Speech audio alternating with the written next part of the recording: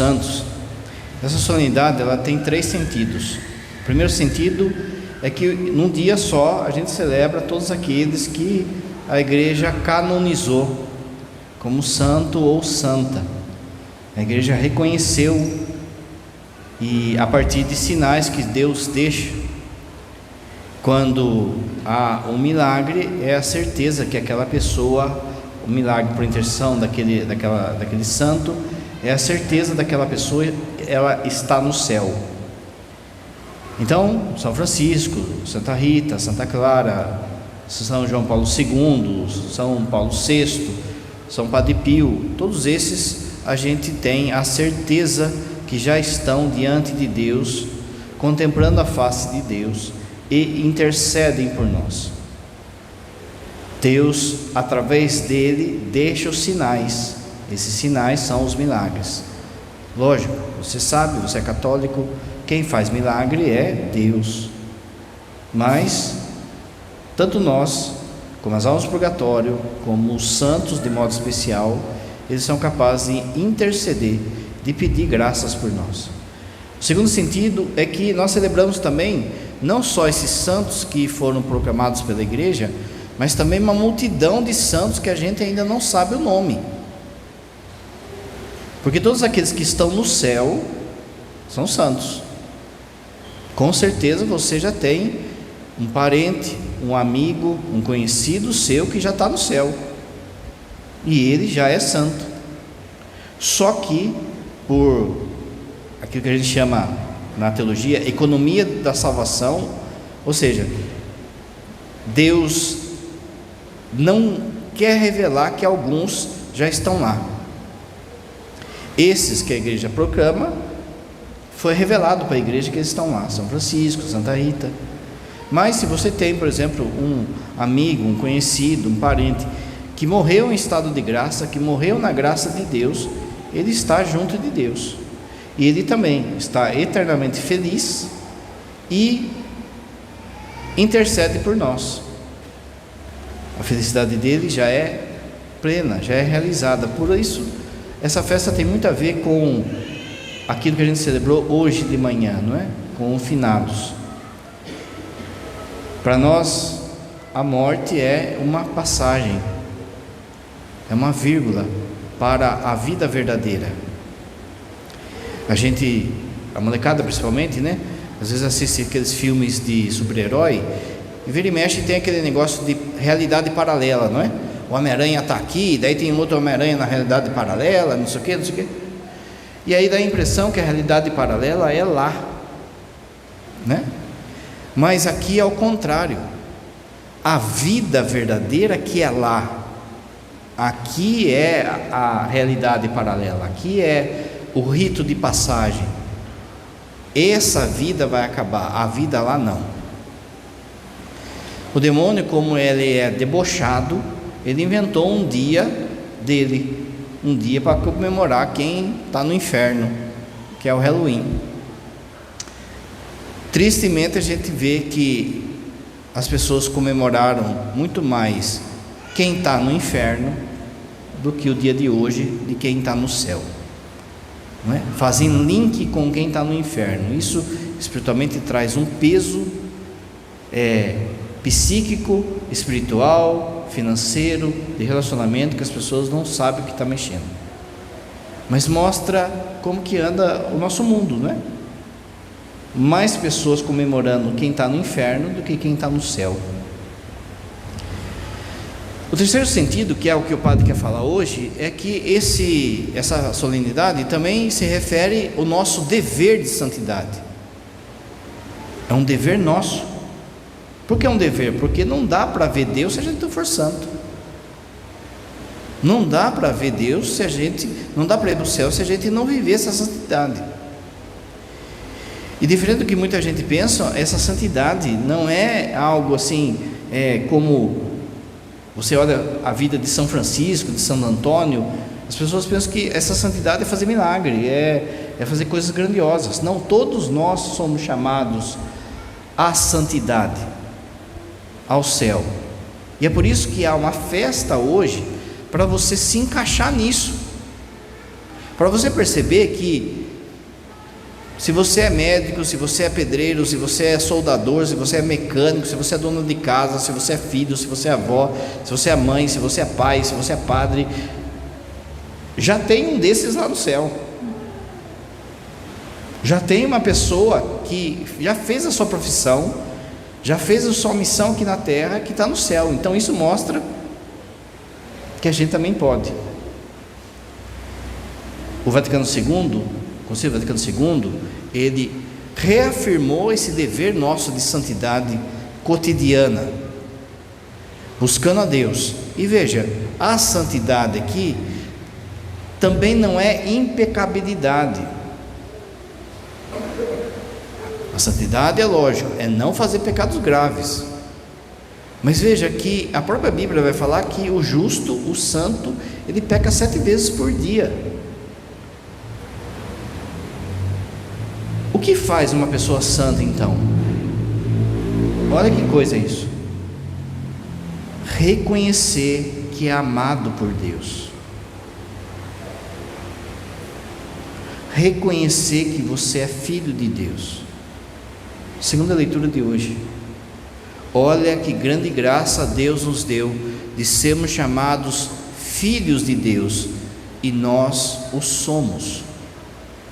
Quem entender o que é chamar Deus de Pai,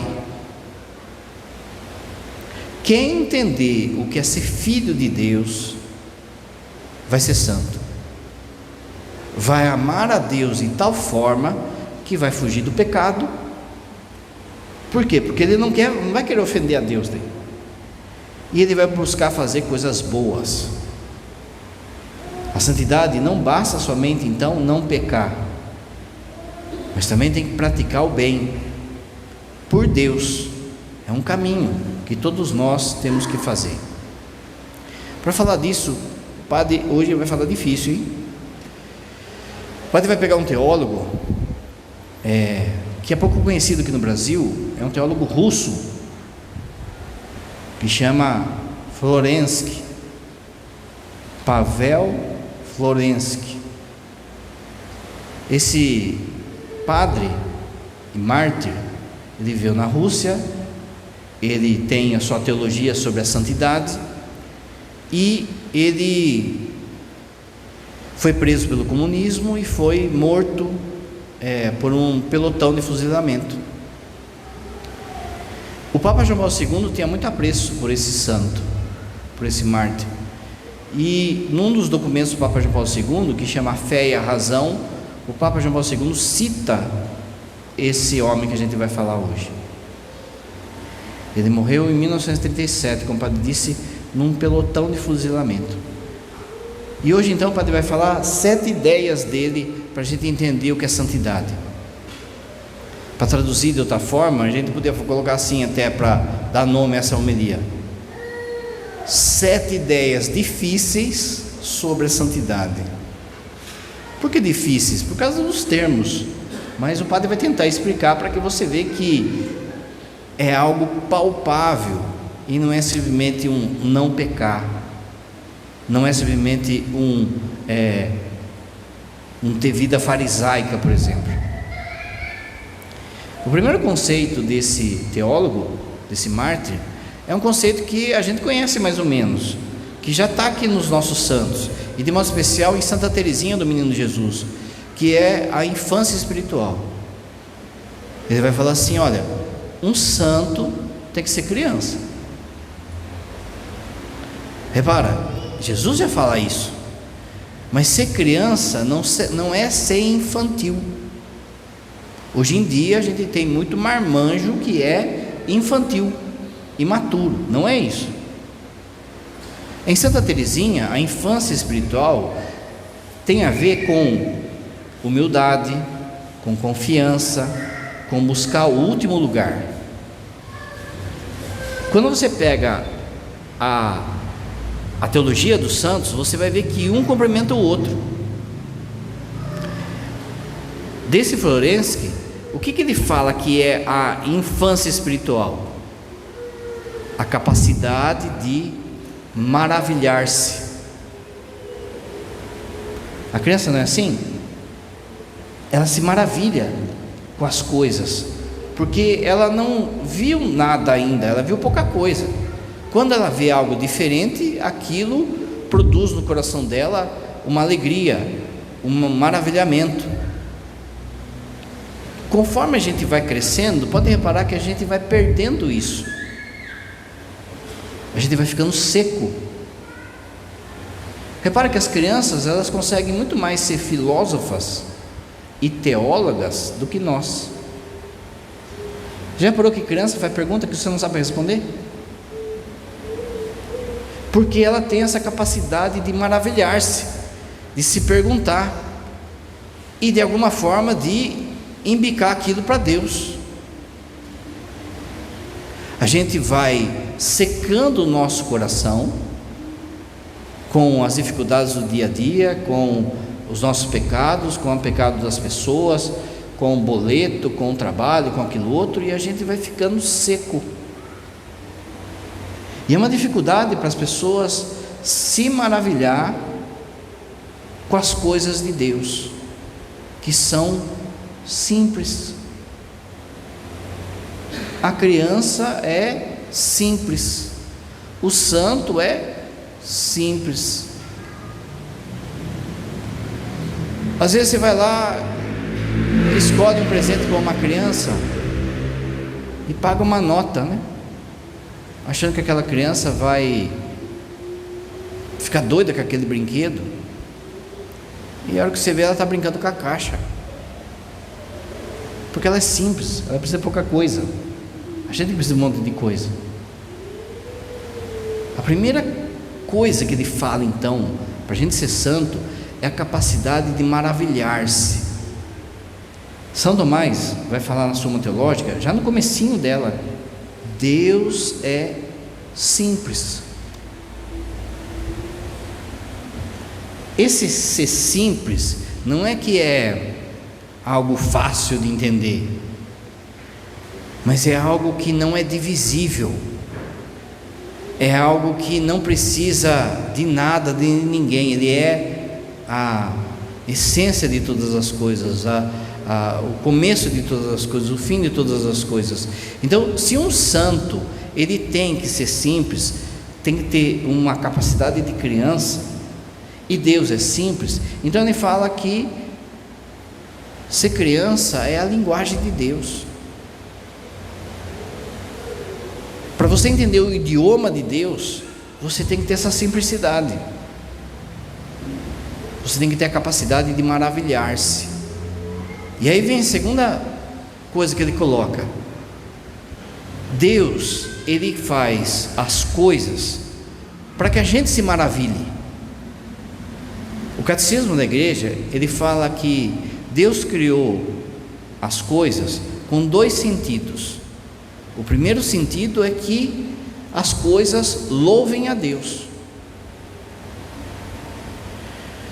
Nós e os anjos, Deus nos fez para que a gente também o louve, mas Deus nos deu um negócio que torna a nossa adoração a Deus mais eficaz,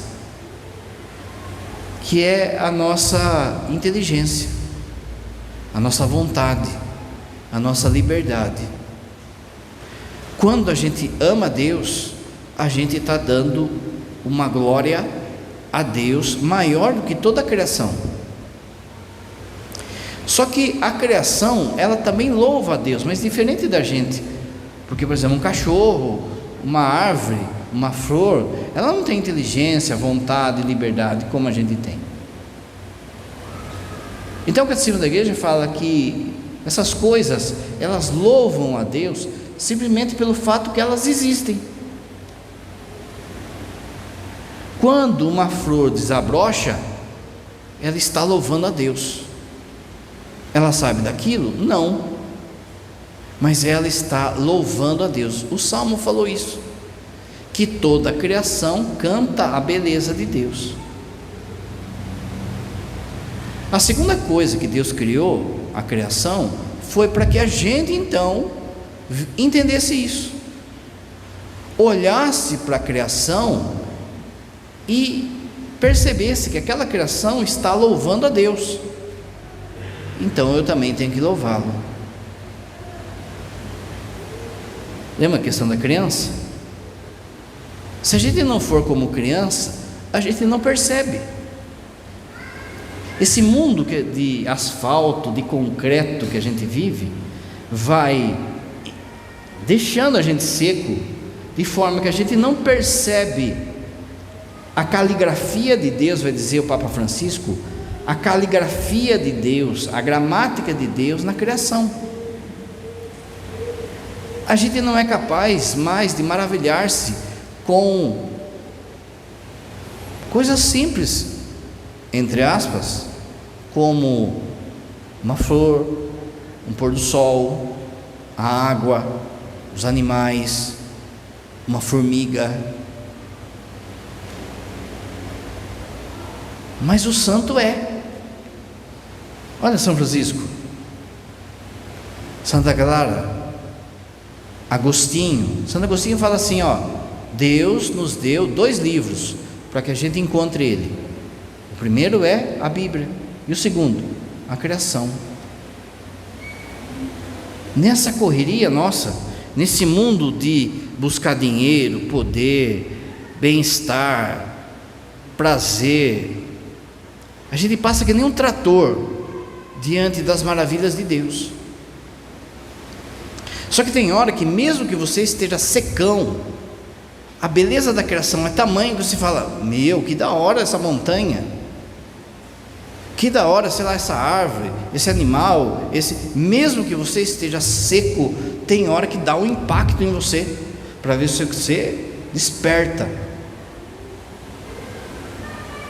Ele vai dizer então que na criação tem um chamado de santidade para nós, de reconhecer que se um cachorro, uma flor, um passarinho, ele está louvando a Deus, então eu também tenho que ver para esse louvor.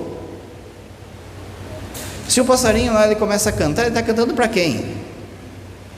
Está cantando para Deus. Quando a flor desabrocha, desabrocha para quem? Aquela amizade que você tem com o seu cachorrinho, a fidelidade que você tem com o cachorrinho, aquilo veio de quem? Se eu consigo maravilhar, se eu consigo perceber então que está tudo sendo indicado para Deus, e isso é um caminho de santidade, um caminho de reconhecer então que na criação Deus nos chama a sermos santos. Isso é tão interessante que Jesus, quando ele vai falar sobre a segunda vinda, ele vai falar que antes da sua segunda vinda vai ter uma aprovação. E qual é o sinal dessa aprovação? Qual é o sinal que esse tempo chegou?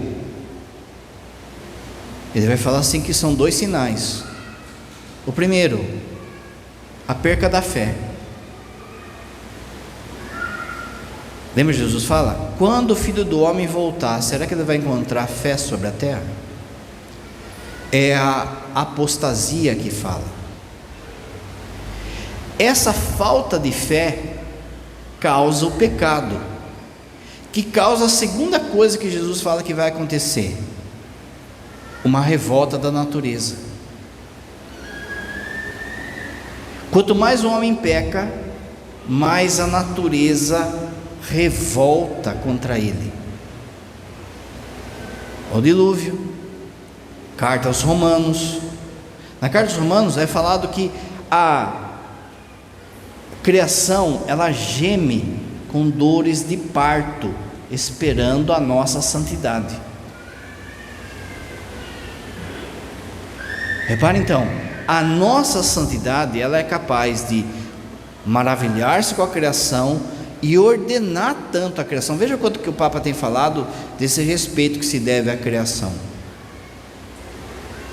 porque virou meio de comércio, de dinheiro, e isso vai secando, e isso vai virando uma bola de neve de pecado.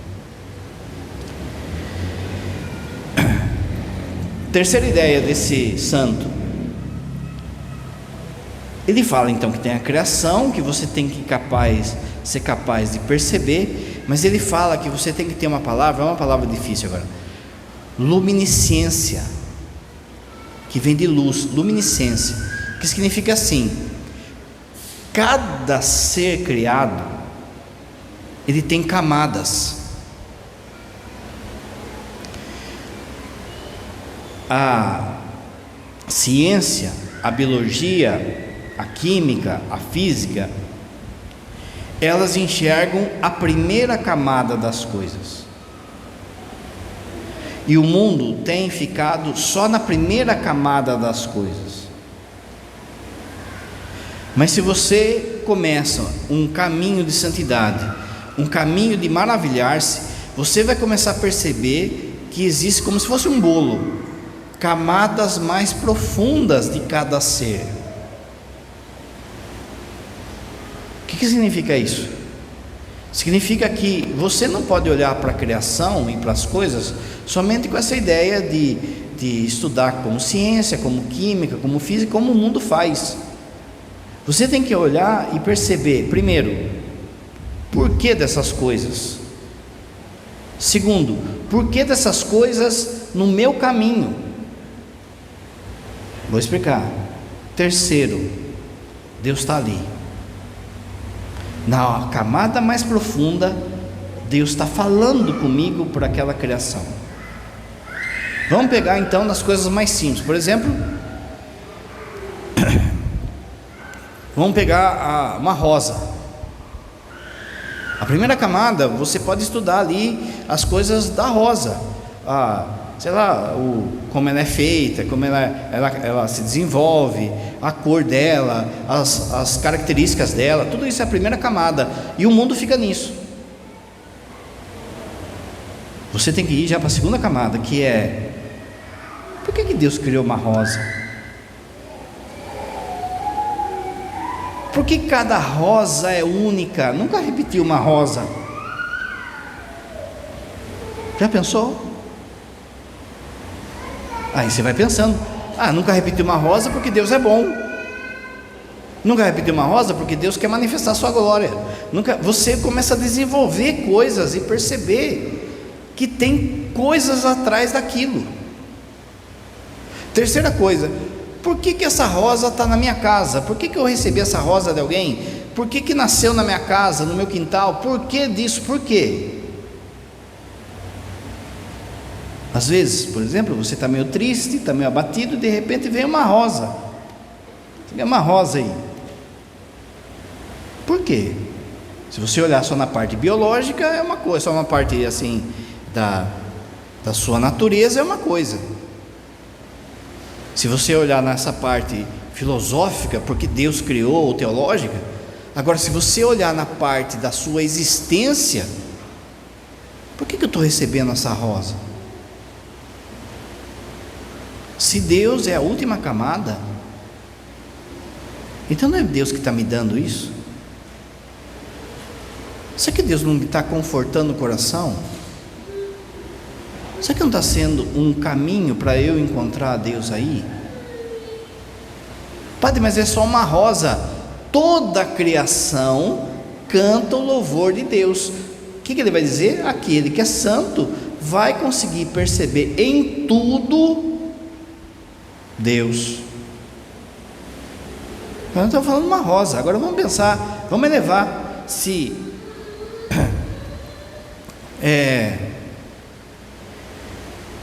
uma conquista que você tem, um diploma que você tira,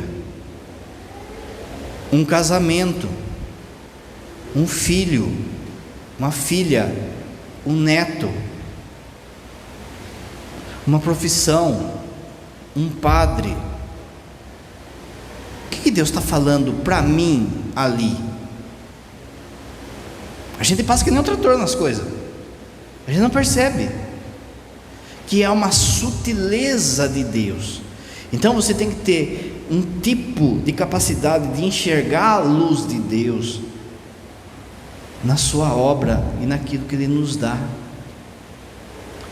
Hoje esse dia de hoje, Deus já manifestou o amor dele por você, em pequenas coisas. Se você está ligado nessa busca de santidade, você percebeu, senão você passou que nem um trator. Olha como o demônio inverte as coisas. O demônio, ele começa a fazer com que a gente olhe para aquilo que não dá certo, para aquilo que é treta, para aquilo que é confusão. E aí a gente começa a reclamar, a murmurar. Como assim, padre? Deus passou na minha vida hoje? Não aconteceu nada. Aconteceu, gente. Não é? Se você tem essa luminosidade, essa capacidade de enxergar a Deus, você vai ver que, primeiro de tudo, só o fato de você estar respirando é Deus falando que Ele te ama. Só do fato de você estar aqui, de você ter acordado, de você ter amigos, de você ter pessoas que te ajudaram em momentos difíceis. Lembra da rosa? Em vez de rosa, às vezes Deus manda pessoas para você passar por certos momentos. É Deus ali. Quarta coisa, outra palavra, antinomia. Palavra difícil assim, mas vocês vão entender. Você reconhece Deus na criação, reconhece Deus nas pessoas, Deus enviando pessoas para te ajudar. Você quer cada vez mais enxergar essa última camada que é Deus, isso é santidade. Mas no meio tempo, você vê que tem trevas, que as pessoas que Deus envia para você, para ajudar você, também tem pecado, também não estão prontas, também tem falhas. Então elas têm trevas, elas têm luz e trevas. Que a flor que você ganhou, a rosa, ela vai murchar. Que aquele emprego que você conquistou, uma hora ou outra você vai ter que mudar, ou vai perder, ou vai acontecer alguma coisa. E que até mesmo a nossa vida vai passar. Então existe uma luz e trevas que caminha diariamente na nossa vida. Ele diz assim que quando a pessoa chegou já num estágio de entender a santidade como ser filho de Deus, ela é capaz de enxergar Deus também nesse lugar de escuridão, naquilo que dói, naquilo que machuca. E aí a gente está indo para um nível de santidade já alto, que é sair de um cristianismo, de uma fé aburguesada, que 90% da gente tem, que é assim: eu vou na igreja para Deus me proteger, eu vou na igreja para Deus me dar a graça, eu vou na igreja para pedir as coisas. Você pode fazer isso? Pode, mas e quando Ele não der? E quando não sair do jeito que eu quero? E quando Deus, e quando Deus me decepcionar, porque não saiu como eu queria? Ele vai dizer das duas uma: ou a pessoa recua nesse caminho de santidade, ele recua, desiste, ou para no lugar, estaciona, fica ali mesmo, ou a pessoa cresce e enxerga Deus nessa luta entre treva e escuridão no coração dele. Ele está ali, nessa camada de luta, Deus está ali também. O Papa João Paulo II vai falar que muitas vezes o sofrimento é o óculos que Deus nos dá para enxergar Ele. Talvez, se tudo tivesse dado certo na nossa vida, a gente não estava aqui. Se eu percebo que muita coisa não vai sair como eu quero, mas mesmo assim eu estou aqui, é santidade. Se eu percebo que muita coisa Deus me decepcionou, as pessoas me decepcionaram, eu estou machucado pela vida, machucado por mim mesmo, pelos meus pecados, mas eu insisto em estar aqui, em buscar Ele, eu estou querendo ser santo. Como o padre disse, e está no João Paulo II de novo, ser santo não é não pecar, ser santo é querer se levantar sempre, é não desistir. Presta atenção, infelizmente a gente tem um surto nos dias de hoje de suicídio, e suicídio até mesmo de jovens. Só Deus vai julgar. Hoje a igreja já entende que sempre a pessoa passou ou por um trauma muito profundo, ou uma decepção muito profunda, ou um problema psíquico, ou um monte de coisa que daí é com Deus. Mas a gente tem que olhar também para quem fica. Pode falar sempre que o suicídio ele acaba sendo um furacão para baixo. Ele puxa as outras pessoas, né? Familiares, filhos, amigos.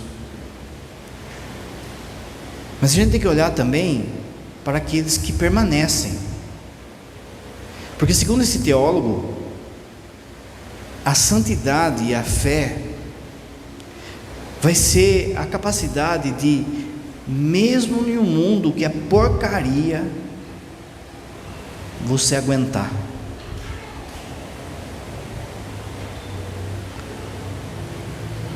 Existiram no século passado correntes da filosofia que não acreditavam em Deus, e eles falavam que essa vida é um absurdo e que a solução é o suicídio. Eles pregavam o suicídio. Para nós não. Mesmo em dores, em lágrimas, eu aguento, eu suporto, eu tenho fé.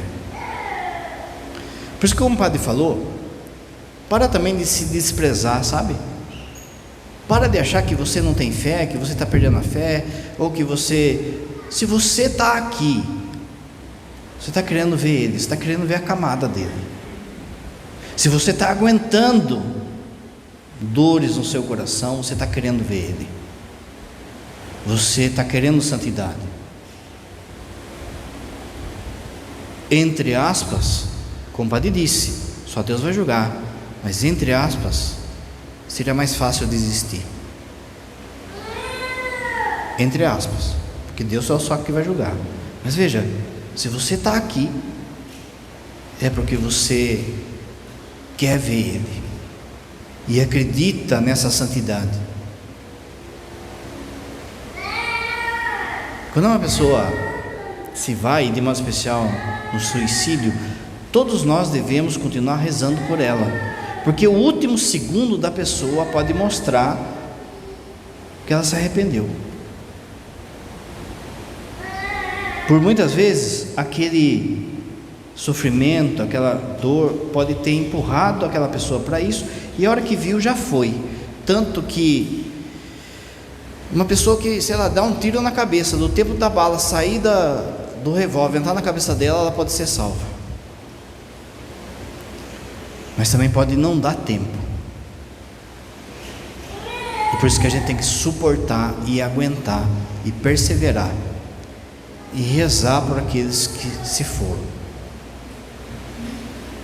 A santidade, então, ela é uma teimosia, apesar de muita escuridão no mundo, na sociedade, na igreja e no meu coração. Eu aguento, porque eu quero ver Deus.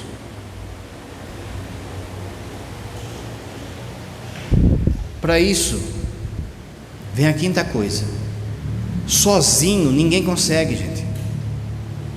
Essas coisas que o padre falou é difícil. Sozinho ninguém consegue. Vem uma outra palavra que ele fala, que é a sinergia, que é o quê? A graça de Deus junto com a sua vontade. Todo mundo tem aquele dia que fala assim: nossa, minha vida está uma porcaria. Nossa, minha vida espiritual está uma porcaria. Nossa, eu não consigo sair desse pecado. Nossa, eu não consigo deixar certas coisas erradas que eu faço. De fato, gente, você não consegue. Eu não consigo. São Francisco não conseguia. Santo Agostinho não conseguia. Você tem que pedir a graça de Deus. É a graça que lhe dá força para suportar. É a graça que lhe dá força para mudar de vida. Repara, o padre já falou isso aqui. Você não pecou mais que Santo Agostinho na sua vida. Você não pecou mais que São Francisco na sua vida, que Maria Madalena na sua vida. Você não pecou mais que eles. Eles não tinham força para sair dessa situação, mas eles pediram a graça de Deus. A graça, e aí sim a sua vontade. Uma sinergia, uma união. Você lembra de um salmo que fala assim: esse infeliz gritou a Deus e foi ouvido. É assim que você tem que pedir. Padre, eu não consigo sair do vício do álcool, não consigo sair da pornografia, não consigo deixar de ser estúpido, não consigo guardar dinheiro, não consigo ter vida de oração, não consigo. Você não consegue. A primeira coisa da sua oração é falar isso para Jesus: Jesus, eu não consigo sem o Senhor. É gritar igual o cego da semana passada, lembra? Jesus, filho de Davi, tende piedade de mim.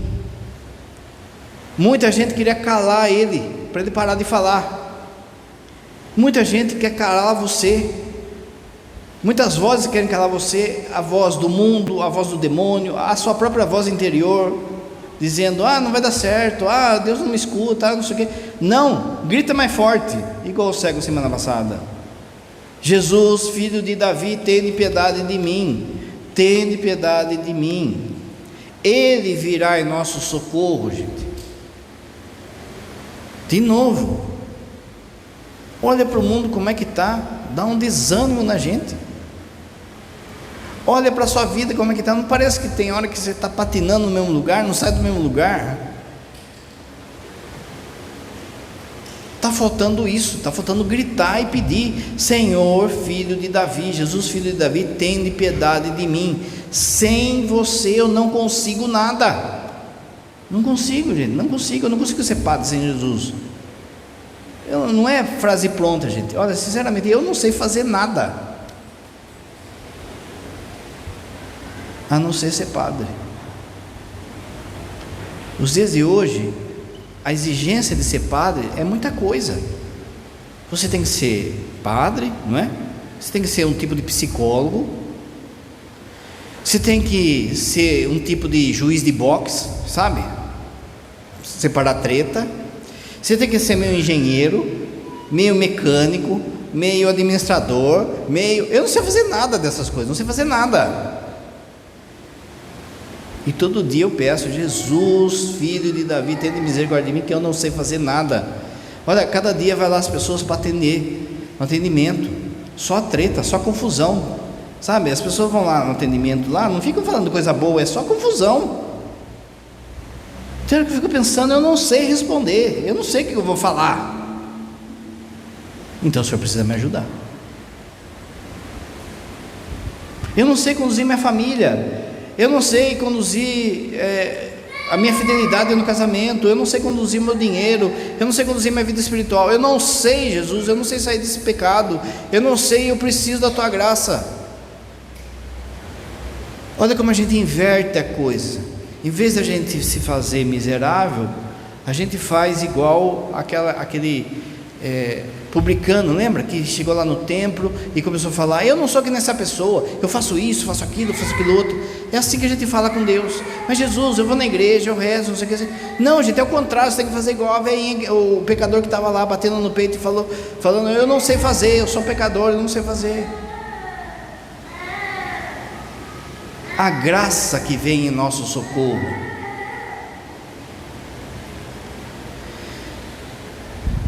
Penúltima coisa, ele vai falar das etapas da vida espiritual.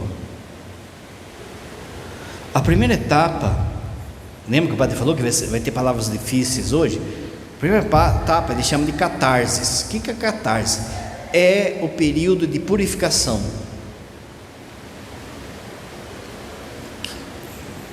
99% das pessoas que estão aqui, se não for 100%, estão nessa fase. Tem muita coisa aqui que precisa purificar. Tem muita coisa aqui que Deus fala, convida, chama, mas é uma demora, sabe? É uma demora, mas só que Deus tem pressa, gente. Sua vida está passando, né? Essa semana o padre fez 50, eu estou em crise. Sua vida está passando, e aí, mas Deus tem pressa. Então, quando Ele te chama, Ele vai chamando, a pessoa não. Ele precisa purificar a gente. E aí Ele permite certas situações que doem, mas que purificam. Como o padre falou, se a nossa vida tivesse dado tudo certo, a gente não estava aqui. Mas você vê que está nessa fase porque a gente não aceita direito. Sabe quando ele escuta o povo falando, ou vem pelo amor, ou vem pela dor? É assim. A gente ainda, infelizmente, dentro da igreja, a gente não está ainda de vir simplesmente por amor, a gente não vem. Por muitas vezes a gente tem que vir na missa porque tem um mandamento que fala, você tem que ir. Não vem assim com o coração. Já vale quando você vem forçado, mas vem por causa que é um preceito. A segunda palavra das etapas da purificação, a mateses, que é quando você começa a sair dessa coisa de purificação ou de questionamento a Deus e começa a querer se encher de Deus e começa a buscar Ele por aquilo que Ele é. Começa a querer saber das coisas de Deus, começa a querer rezar, começa a ter gosto na oração, gosto de fazer adoração, tem gosto, já não é mais um peso. Não precisa forçar você a fazer, não precisa ter uma lei que fala isso, você já começa a ter gosto, e aí você vai querendo saber mais e buscar mais. É um momento de preenchimento de Deus. Infelizmente na igreja tem pouca pessoa assim. Como o padre falou, nos atendimentos, gente, sabe o que eu percebo às vezes? Quem sou eu? Mas eu percebo assim que muitas vezes eu tenho que ser advogado de Deus. Por quê? Que sentido? Que as pessoas chegam lá e começam a acusar Deus, e eu, como representante de Deus, tenho que ser o advogado dele. Padre, mas por que aconteceu isso? Mas por que isso? Por que aquilo? Por que aquilo outro? Então, de alguma forma eu tenho que ir lá e, como o padre falou, responder coisas que eu não sei. Por isso que eu peço a ajuda dele. Mas de alguma forma é porque as pessoas estão acusando ele.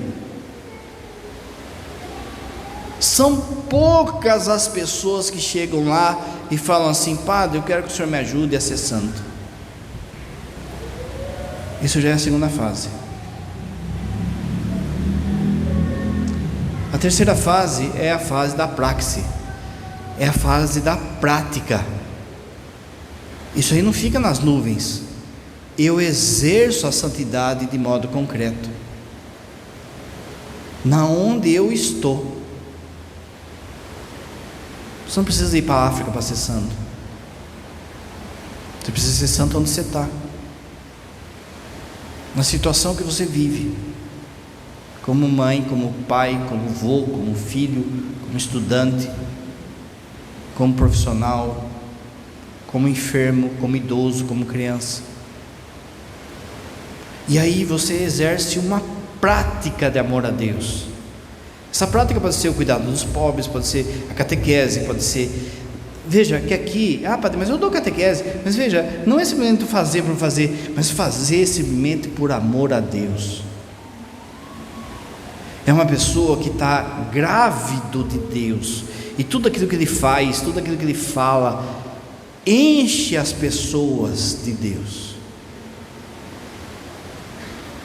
Ele vai dizer que vai chegar a um ponto, como aconteceu com ele, dessa pessoa ser capaz de morrer por Jesus. A gente pode achar que é fácil, mas não é, porque a gente não morre nem para as nossas vontades. Se a gente chega nesse ponto, gente, ele vai dizer que a gente começa, olha que palavra é essa, a gente começa a eucaristizar todas as coisas. Lembra que o padre falou? A pessoa vai ficando cheia de Deus, cheia assim da bondade de Deus, da boca de Deus. Todo lugar que ele vai, tudo aquilo que ele faz, tudo aquilo que ele fala, vai trazendo uma presença de Jesus ali. Ele vai meio que eucaristizando todas as coisas. Qual que é a solução, ele vai dizer, para o mundo? É a santidade. Então pensa só, vamos pegar na sua casa lá, tem quantos membros tem lá? 4, 5? Qual que é a solução da sua família? É que a turma decidisse ser santo. As coisas iam ser eucaristizadas dentro de casa, mas às vezes um quer, 3 não quer, às vezes os 4 não querem. Qual que é a solução desse país?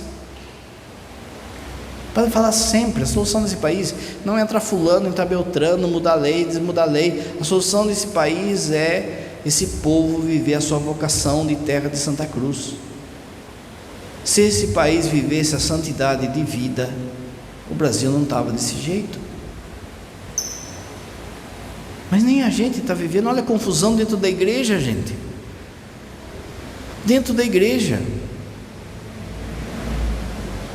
É porque a gente não está, então, de fato, tendo essa praxis, essa presença, esse olhar de Cristo, essa eucaristização de todas as coisas. O último passo de santidade ele vai falar. Eu sei que o padre falou umas palavras difíceis, depois qualquer coisa, olha no YouTube lá, tem lá de novo, você vê com calma durante a semana.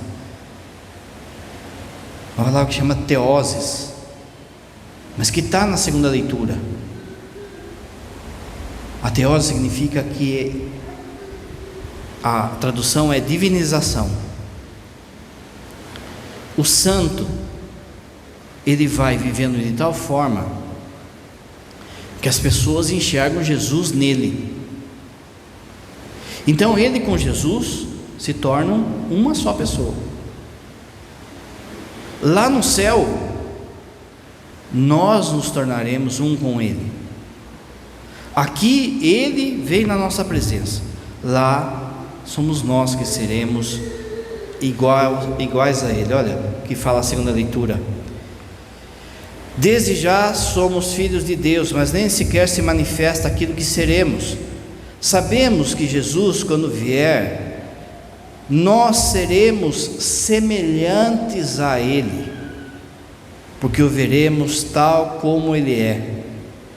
Todo que espera nele, todo aquele que espera nisso, purificar-se-á, ficará santo, como ele também é puro. Nós começamos na criação e vamos chegar em Deus. Por que a gente não quer ser santo? Porque a gente tem uma ideia errada de santidade. Hoje eu escutei uma mulher, mandou um áudio para mim falando: padre, eu fui numa missa aí, ó. E o padre falou assim: lá no céu, você vai encontrar com a sua mãe vai fazer a sua comidinha gostosa lá, vai fazer. Meu, não é isso não. O céu não é nossa vidinha melhorada, não. O céu será ver Deus. O céu será ser igual a Ele. E você vai ver a sua mãe, sim, mas igual a Ele. Você vai ver a sua mãe, seu filho, seu neto lá, igual a Deus. Você vai, meu, que da hora. Você vai ser envolvido por Deus, vai ser um com Ele. Não se compara. Olha que São Paulo fala: ninguém consegue nem imaginar o que vai ser. A gente fica com uma ideinha boba de, vai fazer comidinha gostosa, vai chegar lá, vamos ficar na nuvem tocando harpa, vamos ficar lá no jardinzão lá, aquele céu de novela. Meu, babaquice isso aí. Ninguém quer ir. Você vê ela assim: se der eu vou, porque ficar lá, fazendo o que lá nesse jardim aí? No céu, você vai ser revestido da glória de Deus. A gente não compara, não consegue saber o que é, gente. É como se você chegasse no sol e virasse o sol, fosse revestido pelo sol. Mas o sol não se compara com Deus. No céu, você vai ser infinitamente feliz a cada instante. Cada instante. Infinitamente feliz, porque você será semelhante a Ele, e você vai ver as pessoas que ficaram semelhantes a Ele. Para terminar então, esse santo diz o quê? Só uma coisa é necessária nessa vida, gente: querer ser santo. Só isso. Você pode querer um trabalho melhor, você pode querer se formar, ter dinheiro, ter uma casa própria, pode ter tudo isso.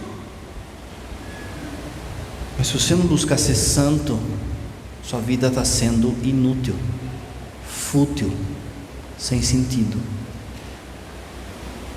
O mundo vai falar que isso é bobeira, o mundo vai falar que isso é loucura, mas sempre o mundo falou isso, sempre. São Paulo fala isso. Para eles, o que a gente faz é loucura, mas para nós é loucura do amor de Jesus por nós. Vale a pena aguentar esse mundo de porcaria para ser santo. As pessoas que estão no céu, os santos, truta nossa aí, São José, São Francisco, Santa Clara, e os santos da nossa família, pai, mãe, filho, irmão, eles esperam isso da gente. Eles estão falando pela boca do Padre hoje: seja santo, porque vale a pena a gente estar aqui. Creio em Deus Pai Todo-Poderoso,